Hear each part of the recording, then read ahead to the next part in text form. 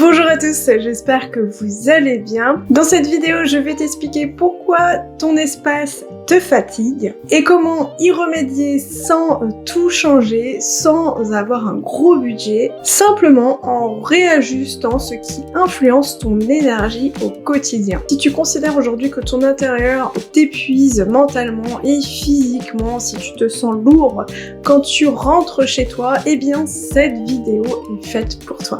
Avant de commencer, je me présente, je m'appelle Amandine, je suis décoratrice et architecte d'intérieur et plus particulièrement coach en harmonie d'intérieur. J'aide les personnes comme toi à créer un espace harmonieux, fluide et surtout ressourçant sans avoir à tout racheter et surtout sans faire d'erreur. Et d'ailleurs, si tu as envie de revoir ton intérieur de A à Z et en faire un véritable havre de paix sans avoir à tout racheter et surtout sans faire d'erreur et sans t'épuiser, eh bien je t'invite à regarder ma formation gratuite qui se trouve dans la description de ma vidéo. Maintenant, je vais t'expliquer pourquoi ton intérieur t'épuise vraiment. Eh bien, ton énergie diminue pour 3 raisons bien concrètes. La première chose, c'est que ton intérieur n'est plus aligné avec ton rythme de vie. Et oui, ton intérieur d'il y a 10 ans n'est plus aligné avec ta personnalité d'aujourd'hui, ton rythme d'aujourd'hui, ton nouveau mode de vie.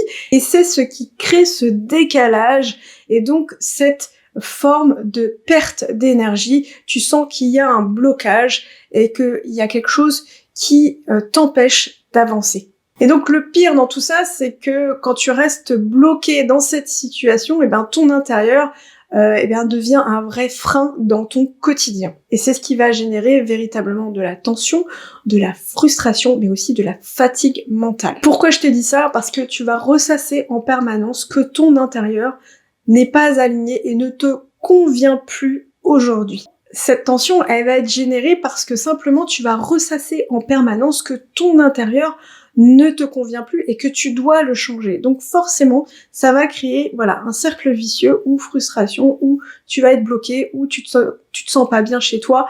Donc voilà, c'est vraiment tout ce qu'il faut éviter, c'est de rester bloqué dans cette situation. La deuxième raison qui diminue ton énergie, eh bien, c'est le trop-plein d'informations visuelles. Ton cerveau scanne ton environnement en permanence. Ce qui veut dire que trop d'objets, égale surcharge mentale. Vraiment, vois les choses comme ça. Plus tu encombres ton intérieur, plus tu encombres ton mental. Je t'assure que même si ça te paraît purement matériel, des études ont démontré vraiment que justement un espace trop encombré va clairement avoir un impact sur ton état d'esprit, sur ton mental, voire même générer des dépressions. Oui, un intérieur encombré est clairement anxiogène pour notre mental, et ça c'est vraiment très important de le prendre en compte. Et la troisième raison qui crée une diminution de ton énergie, c'est la circulation. Quand tu as une circulation qui crée de la résistance, chaque obstacle que tu contournes crée une perte d'énergie. Et inconsciemment, chaque fois que tu côtoies cet obstacle, ça va justement te rappeler que ton intérieur ne te convient pas, et ça, c'est vraiment anxiogène pour ton état d'esprit. Donc le même schéma se crée, ça va créer de la frustration, tu vas te sentir bloqué, puisque tu n'arrives pas à avancer et à débloquer ce problème dans ton intérieur sans que tu ne saches véritablement ce qui bloque vraiment ton espace. Comme tout est devenu mécanique, en fait, tu ne sais plus, t'arrives plus à prendre du recul sur vraiment ce qui te bloque dans ton intérieur. Tous ces éléments vont influencer ton système nerveux. Donc s'il n'est pas cohérent avec ton toi d'aujourd'hui, forcément tu vas le ressentir au plus profond de toi. Et maintenant, je vais t'expliquer les 5 signes qui montrent que ton intérieur t'épuise. Le premier signe, c'est que tu te sens plus fatigué chez toi que dehors. Tu repousses constamment les moments de rangement. Tu n'arrives pas à te poser chez toi ou à te concentrer. Tu ne te sens pas accueilli quand tu rentres chez toi. Et enfin, le dernier, tu ressens un manque d'air, un manque de clarté et de légèreté chez toi. Si tu te reconnais sur l'un de ces signes, c'est que ton intérieur ne soutient plus ton énergie. Et maintenant, je vais t'expliquer comment y remédier sans tout changer. Là, je vais t'expliquer clairement les ajustements les plus puissants pour changer ton intérieur. Le premier, c'est de clarifier ton intention. Le fait d'ancrer cette intention dans ton état d'esprit va faire que ça va véritablement enclencher ce besoin de changement dans ton intérieur. Ce qui veut dire qu'avant de modifier quoi que ce soit, tu dois vraiment clarifier ton intention. Par exemple, je veux que mon salon me procure de l'apaisement, ou je veux que cette pièce me procure de la légèreté, ou je veux que cette pièce me procure de l'énergie. Le deuxième point, c'est de simplifier ton décor, mais intelligemment. Tu n'as pas besoin d'être purement minimaliste, tu as besoin de sens. Garde vraiment les éléments qui t'apportent quelque chose, et du coup, retire le reste. Parce que plus tu encombres ton intérieur visuellement, plus il te décharge en énergie. Le troisième point, c'est d'ouvrir la circulation. Il faut que tu comprennes que la circulation est fondamentale. Il ne faut aucun obstacle dans ta routine du matin et du soir. Même si tu n'arrives pas à prendre du recul aujourd'hui, essaye de refaire ton parcours du matin ou du soir pour être vraiment en pleine conscience de ce qui vraiment bloque ton intérieur. Ce parcours va te permettre d'identifier justement les éléments bloquants, ce qui t'empêche d'atteindre ton objectif. Par exemple, je sais pas, dans ta cuisine, tu veux accéder à cette, je sais pas, je vais te dire n'importe quoi, je veux attraper une assiette, eh bien tu es obligé de contourner ou encore, plus tu as d'obstacles, moins c'est bon pour ton énergie. Il faut limiter le nombre d'obstacles, et ça c'est vraiment fondamental. Je te donne l'exemple de ma buanderie, que j'ai clairement sous-estimé, parce que simplement, c'était un espace que je n'appréciais pas du tout et que je n'avais pas envie de soigner, parce que je l'associais à quelque chose de véritablement négatif. Et ben qu'est-ce qui s'est passé? C'est que du coup, je ne l'ai pas soigné, cet espace s'est retrouvé encombré, et du coup, il est devenu absolument non fonctionnel. Et donc, c'est devenu mon poison du quotidien. Et l'autre raison, c'est que, en fait, son aménagement n'était clairement pas adapté. Et effectivement, je me bloquais le passage parce que les éléments n'étaient pas suffisamment bien agencés, mais parce que, encore une fois, mentalement, j'associais cet espace à quelque chose de clairement négatif, qui était de faire ses lessives.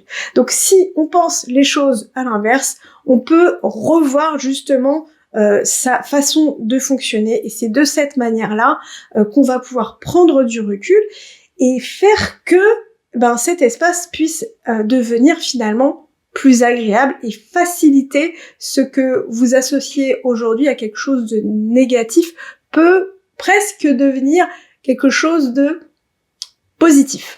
Oui, on va pas se mentir, faire les machines, c'est pas forcément agréable, mais rendre l'action plus agréable, c'est quand même plus confortable.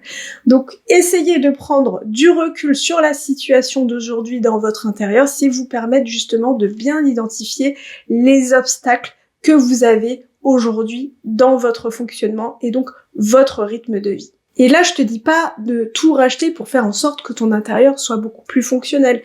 Tu peux faire des choses intelligemment et avoir des alternatives économiques, voire gratuites, pour faire en sorte que ton intérieur, colle clairement à ton énergie et te soutienne aujourd'hui dans ton rythme de vie. Et d'ailleurs, j'en parle dans ma formation gratuite, donc n'hésite pas à la regarder, elle te permettra de mieux comprendre justement ma méthode pour créer un véritable havre de paix sans avoir à tout racheter et surtout sans faire d'erreur et surtout aussi sans t'épuiser, ça c'est vraiment très important. Le quatrième point, c'est de rééquilibrer les matières. Oui, quand on a des coups de cœur Pinterest ou Instagram, on relève que certaines matières sont quand même assez sympas, et du coup, ce qu'on a tendance à faire, c'est de mixer un petit peu ces coups de cœur, et malheureusement, c'est vraiment la chose qu'il ne faut absolument pas faire.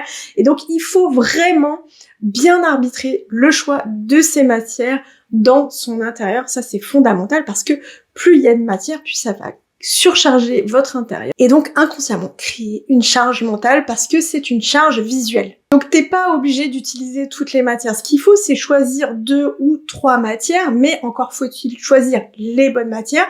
Ça, c'est vraiment très important.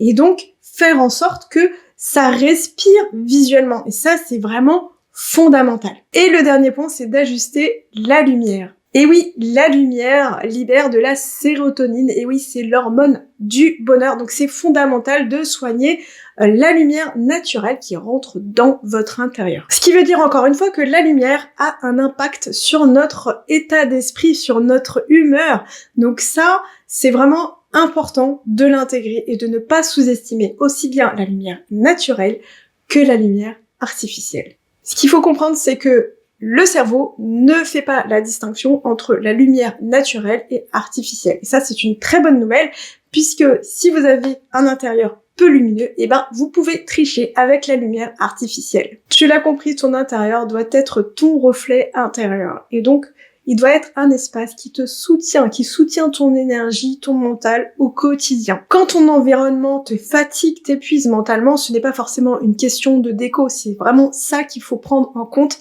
C'est surtout un problème d'alignement. Ce qui veut dire que tu n'as pas forcément besoin de tout changer dans ton intérieur. Tu as juste besoin de réajuster pour faire que ton intérieur te soutienne mentalement. Malheureusement, on a souvent la fâcheuse tendance à se dire il faut tout revoir, il faut tout racheter, sauf qu'en fait, la réalité, c'est que il faut pouvoir se poser les vraies questions avant de se lancer dans son projet. Et quand tu as une méthode qui te permet de t'accompagner pas à pas, sans faire d'erreur et sans avoir à tout racheter, je te garantis que c'est beaucoup plus simple. Cette vidéo est terminée, j'espère qu'elle t'a plu. En tout cas, sache que je passe énormément de temps sur ces vidéos, donc vraiment j'insiste, si tu peux me faire un petit pouce et à t'abonner à ma chaîne, ce serait vraiment super. Et j'ai envie de savoir dans les commentaires, là, dites-moi quelle est la pièce qui vous fait perdre en énergie dans votre quotidien. Merci pour votre écoute et je vous dis à bientôt dans une autre vidéo.